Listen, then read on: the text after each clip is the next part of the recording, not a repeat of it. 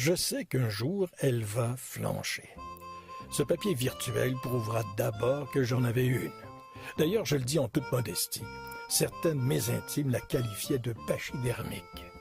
Alors, pendant qu'elle fonctionne encore rondement, je vais les colliger. Lorsqu'on m'aura mis au trou, que je ne serai plus rien dans la vôtre, les miens, bien que virtuels, auront peut-être une certaine utilité et qui sait, une quelconque pérennité.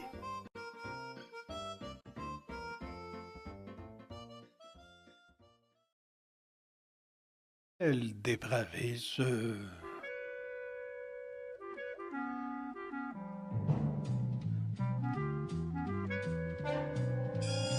Par respect pour Monsieur l'ambassadeur du Canada près le Saint-Siège et sa charmante épouse, au moment où j'ai fait leur connaissance, je tairai leur nom.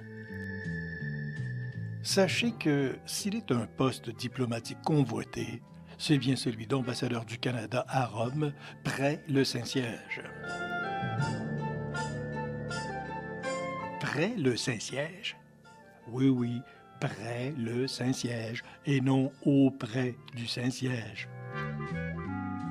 C'est comme ça. C'est pas la réponse du siècle, je sais, mais je n'en ai pas d'autre pour le moment.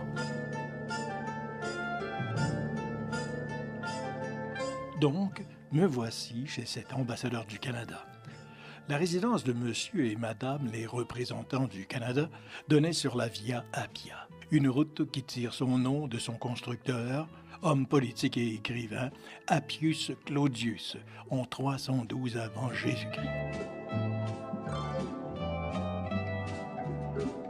En 71 avant Jésus-Christ, le général et homme politique Crassus a fait crucifier le long de la Via Appia 6000 esclaves capturés après la révolte de Spartacus. Un cadavre de plus aurait pu s'y retrouver s'il n'en avait tenu qu'à l'épouse de mon invité. Une Saguenéenne sanguinaire en puissance, cette dame. La Via Appia, ou voie appienne, est certainement la route romaine la mieux conservée en Italie, et de nos jours, de nombreux vestiges y sont encore visibles. D'ailleurs, dans la cour de la résidence de Monsieur l'ambassadeur, des urnes géantes datant de l'Empire romain trônaient en guise de portail d'entrée donnant sur la Via Appienne elle-même. Le salon de la maison donnait sur cet espace vert, bordé par un muret de pierre, lui aussi datant de l'époque impériale romaine. Pour l'interview, Monsieur l'ambassadeur était assis dos à cet atrium.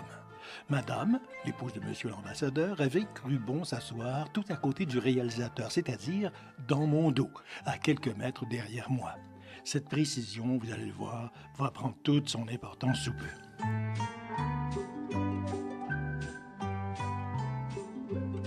Le réalisateur, charmant au demeurant, s'était pris d'une affection toute filiale pour cette dame plus saguenéenne que Louise Portal, Marie-Lise Pilote et Fabienne Larouche réunies. Et de toute évidence, la bonne saguenéenne trouvait mon réalisateur ben blode et pas simple pantoute. Silence, on tourne. Clap. Interview avec monsieur l'ambassadeur du Canada près le Saint-Siège. Prise 1. L'interview est en marche depuis quelques minutes quand soudain, quelqu'un traverse la cour de gauche à droite tout en jetant un regard oblique vers nous. Madame l'épouse de notre invité dit, suffisamment fort à l'oreille du réalisateur pour que je l'entende, « Ah non, pas encore ce dépravé. Qu'est-ce qui peut bien venir nous emprunter encore? Là. » Le réalisateur crie « Coupé !» Puis, il relance l'interview. Clap. Interview de monsieur l'ambassadeur du Canada près le Saint-Siège. Prise 2. C'est reparti. Je continue l'interview. Et voilà que le personnage repasse en sens inverse. Coupé. De crier le réalisateur. Clap.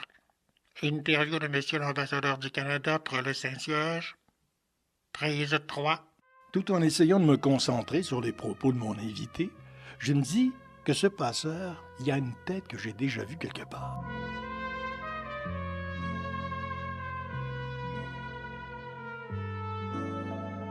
Je suis un peu inquiet. Je me demande si les remarques de Madame l'épouse de l'ambassadeur s'entendent sur l'enregistrement. Je regarde le technicien de son, il me fait signe que tout va, alors on continue l'interview. Et voilà que le promeneur remet ça. Mais cette fois-ci, il ne fait pas que passer.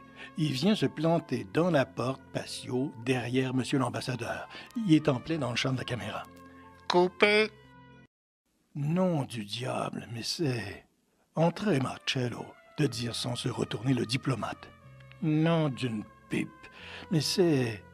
Marcello, permettez-moi de vous présenter ces gens venus du Canada expressément pour nous rencontrer.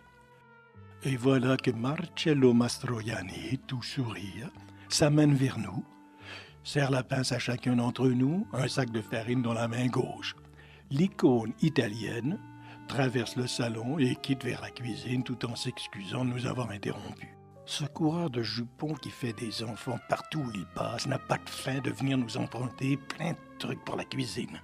Il y est riche à millions et il n'y a rien dans sa maudite cuisine de lancer Madame l'épouse de l'ambassadeur.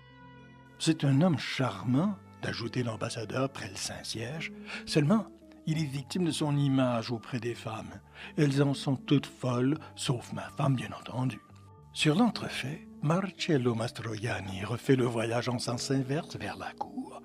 Il remercie Madame l'épouse de Monsieur l'ambassadeur et lui dit en guise de salutation « Si vous faites des crotons avant de partir au Canada pour les fêtes du Nouvel An, m'en donnerez-vous un peu pour que pendant votre absence, je continue de fantasmer sur vous à vos chaudrons ?»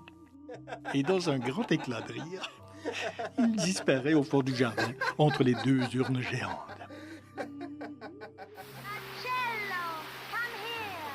Une fois le calme revenu, nous avons conclu notre interview, plié bagages, et nous sommes rentrés à notre hôtel tout à côté de la fontaine de Trevi, où Anita Ekberg et Marcello Mastroianni s'étaient sensuellement entrelacés.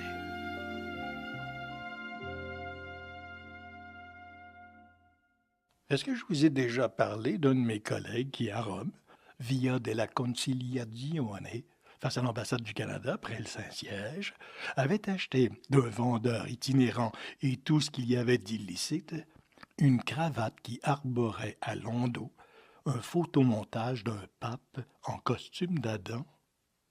Non? Eh bien ça, ce sera une autre histoire. À suivre.